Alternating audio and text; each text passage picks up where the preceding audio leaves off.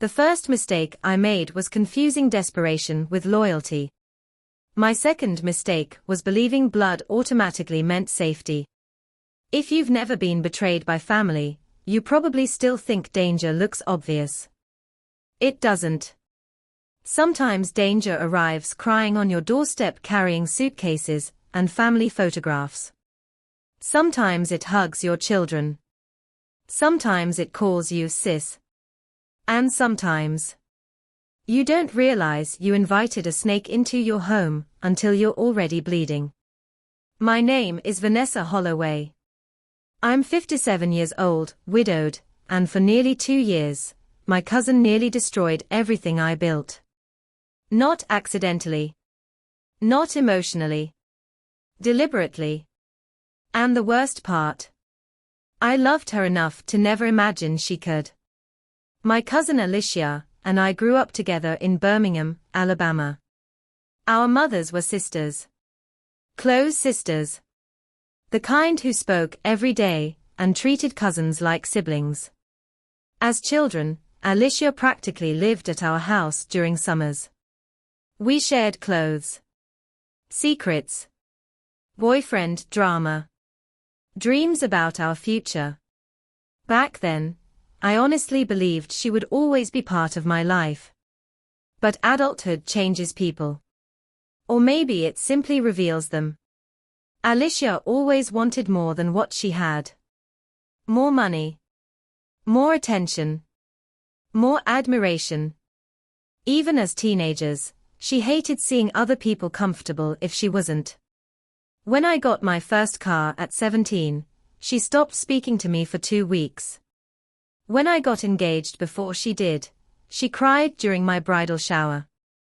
At the time, I dismissed those things as insecurity. That was my pattern for years. Minimizing red flags, because acknowledging them felt cruel. Meanwhile, Alicia floated through life chasing shortcuts. 3 marriages.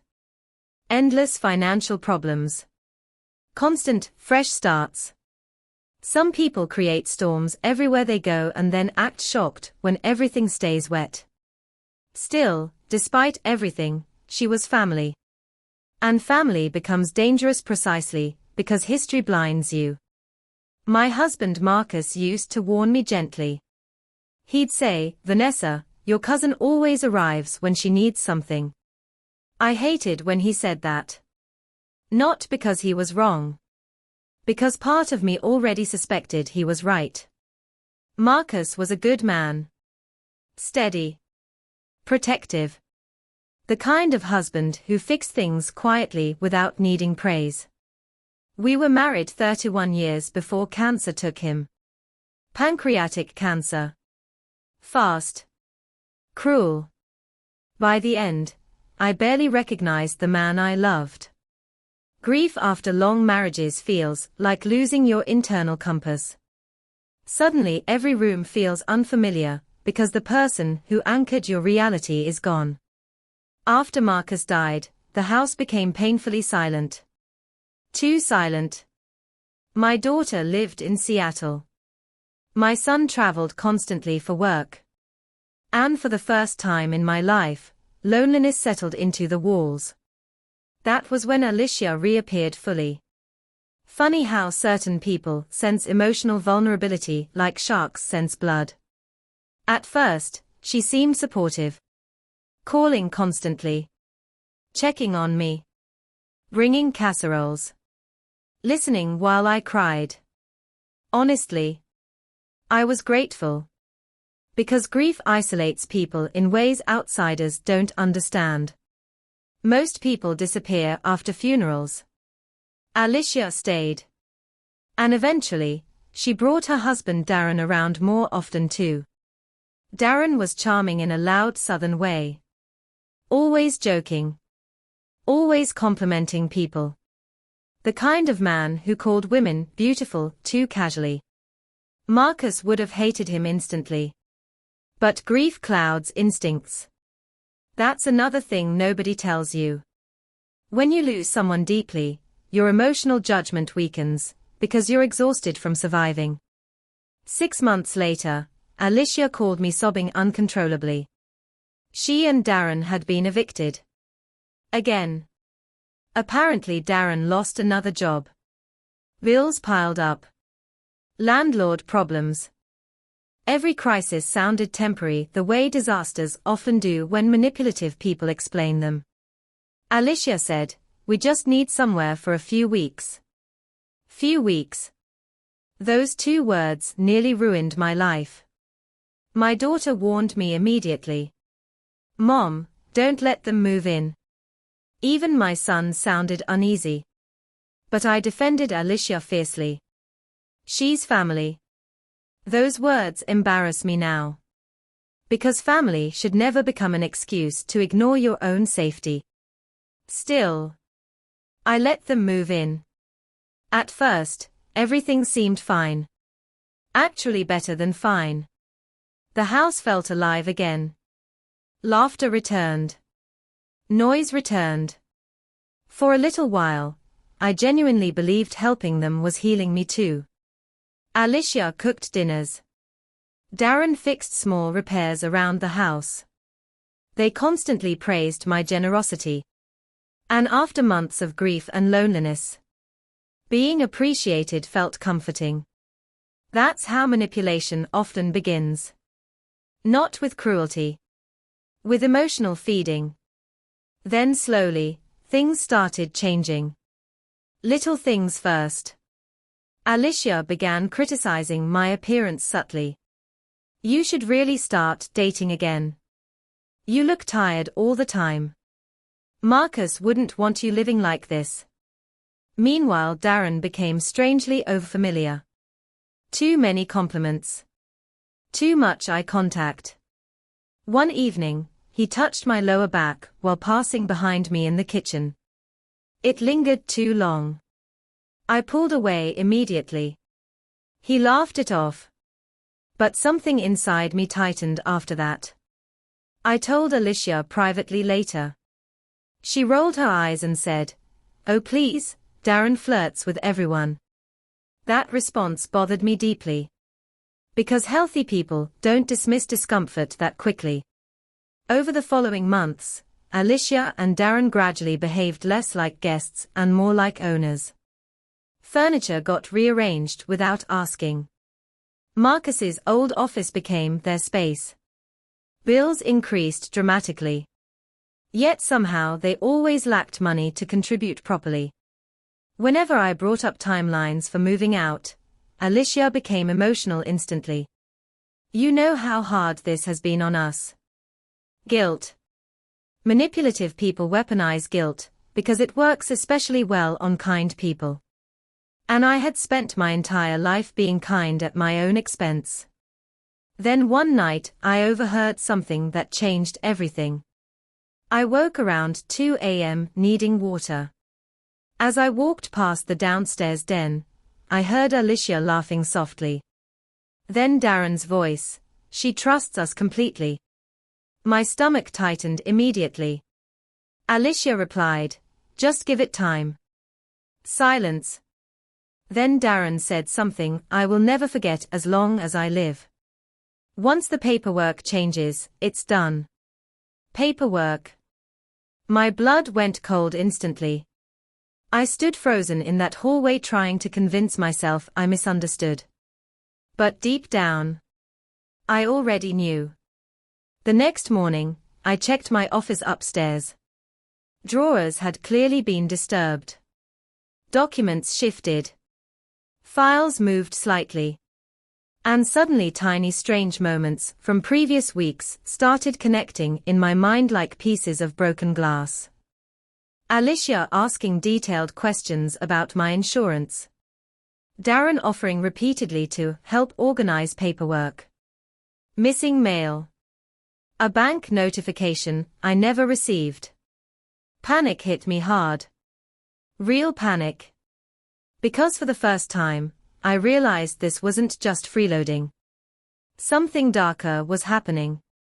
I contacted my attorney privately that same afternoon. What he told me terrified me completely. Someone had recently attempted to inquire about changes to property ownership documentation connected to my house. Not completed changes. Inquiries. But still. Someone had clearly been exploring possibilities. My attorney asked quietly, "Who currently has access to your home?" I remember sitting there feeling physically sick while answering, "My cousin and her husband." That evening I returned home pretending everything was normal. But suddenly I noticed things differently. The way Darren watched me constantly. The way Alicia became strangely attentive whenever finances came up. The way both of them seemed too interested in whether I'd updated my will after Marcus died. Predators stop looking human once you recognize them. And that recognition is terrifying. From that moment forward, I stopped sleeping properly. Not because I was imagining danger. Because my instincts finally understood it was real. The terrifying thing about betrayal is how quickly safety disappears once trust collapses. Every room in my own home suddenly felt unfamiliar. Every conversation felt loaded. And worst of all, Alicia and Darren had no idea I knew something was wrong. Which meant I could finally observe them honestly. And once I started observing instead of trusting, everything changed. Darren became increasingly controlling in subtle ways. He started questioning where I went, who called me, what I spent money on. At first he disguised it as concern. "You shouldn't be driving alone at night. Maybe let me handle repairs. You forget things sometimes, Vanessa." Forget things. That phrase disturbed me deeply. Especially because I hadn't forgotten anything. Then one afternoon Alicia casually suggested, "You should really think about simplifying your finances." Simplifying. Another strange word. People planning manipulation often use soft language for dangerous intentions. Over the next few weeks, they pushed harder emotionally. Alicia constantly reminded me how fragile grief had made me. Darren repeatedly suggested I seemed overwhelmed living alone. And suddenly I realized something horrifying. They weren't just trying to stay in my house. They were slowly building a narrative. A narrative that I was emotionally unstable, vulnerable, confused. The exact kind of narrative people create before trying to control someone legally. That understanding terrified me more than anything else. Because emotional predators rarely attack suddenly. They isolate first. Then discredit. Then control. I began documenting everything quietly after that. Text messages. Financial irregularities. Conversations. Even strange behavior patterns. Years earlier, Marcus once told me, "When people start making you question your own reality, write things down." God, I miss that man. One evening my son Tyler visited unexpectedly. The atmosphere changed instantly when he walked inside. Alicia became overly cheerful. Darren became tense. And Tyler noticed everything immediately. After dinner he pulled me aside privately and asked, "Mom, why does Darren act like he owns this place?" That sentence nearly made me cry from relief. Because finally someone else saw it too. I told Tyler everything. The paperwork concerns. The late-night conversation. The strange behavior. He looked furious. Then he said something that changed the direction of everything. "You need cameras." The next morning, while Alicia and Darren were out, Tyler installed discreet security cameras throughout the property. Living room. Kitchen. Hallway. Garage.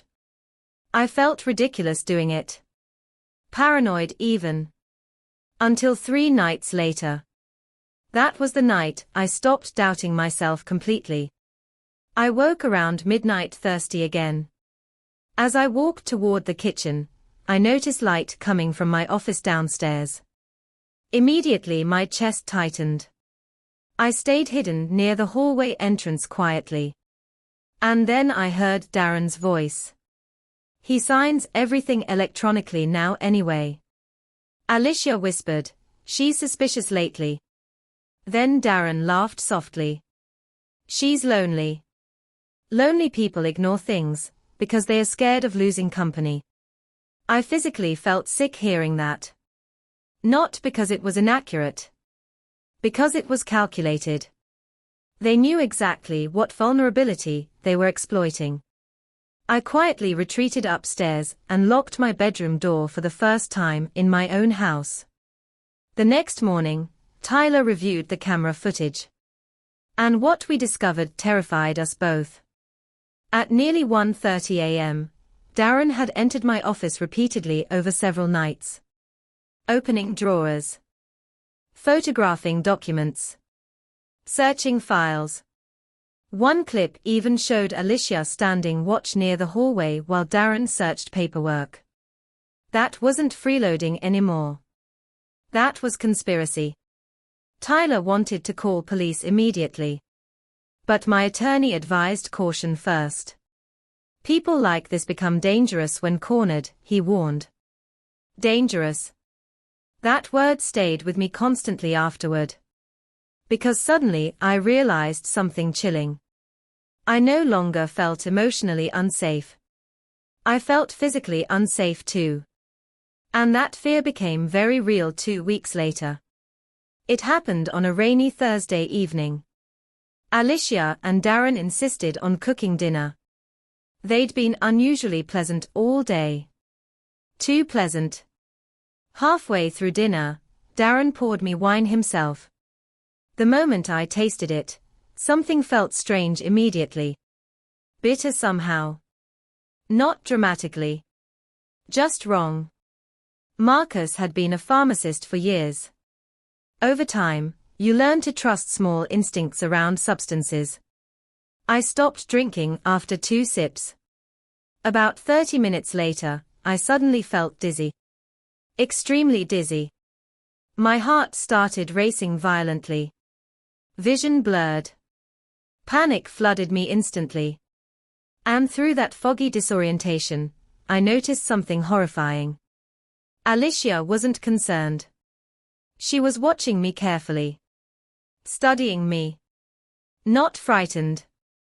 Watching. That moment still gives me chills. Because deep down, I understood.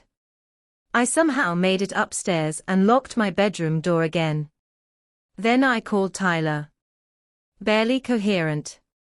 He arrived within 20 minutes with paramedics. At the hospital, doctors discovered sedative medication in my system. Not enough to kill me. But enough to heavily impair me. The physician asked quietly, "Did you knowingly take anything?" My son nearly exploded with rage beside the hospital bed. Police became involved immediately afterward. And once investigators reviewed times, security footage, times,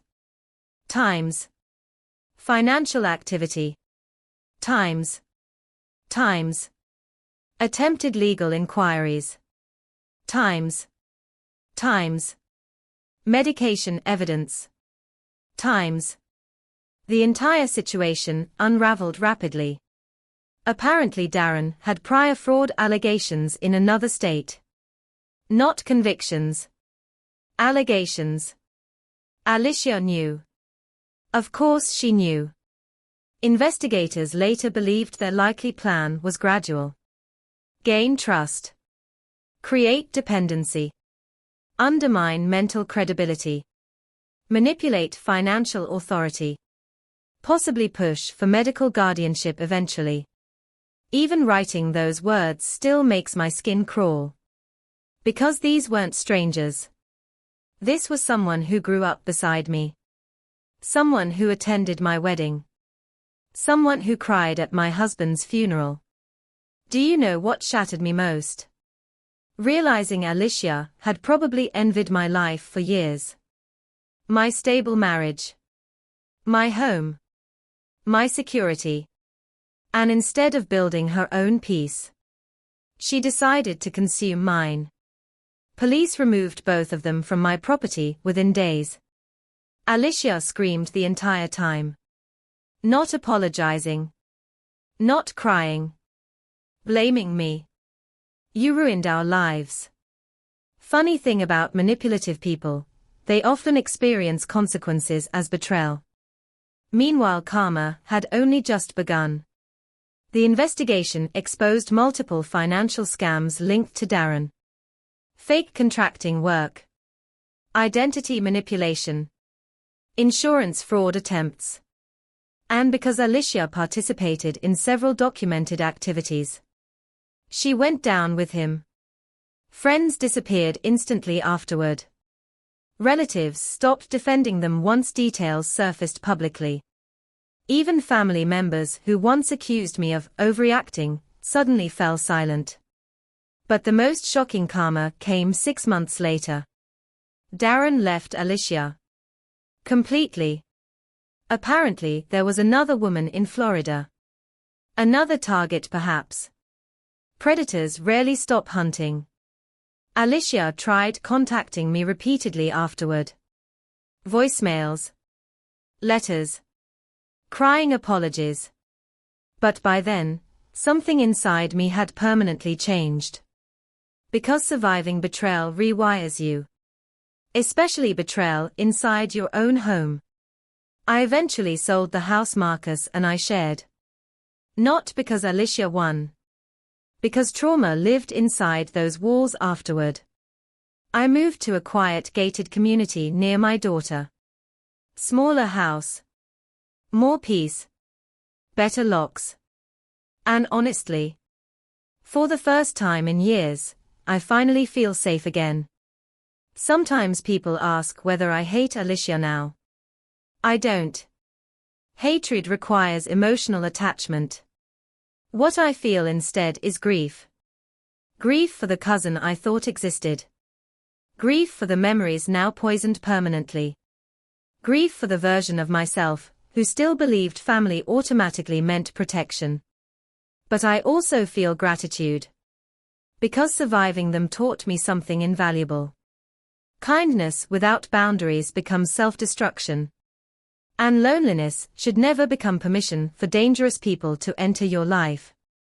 This has been Toxic Family Files. And remember, some people don't enter your home because they love you. They enter because they want what protecting you already cost you to build.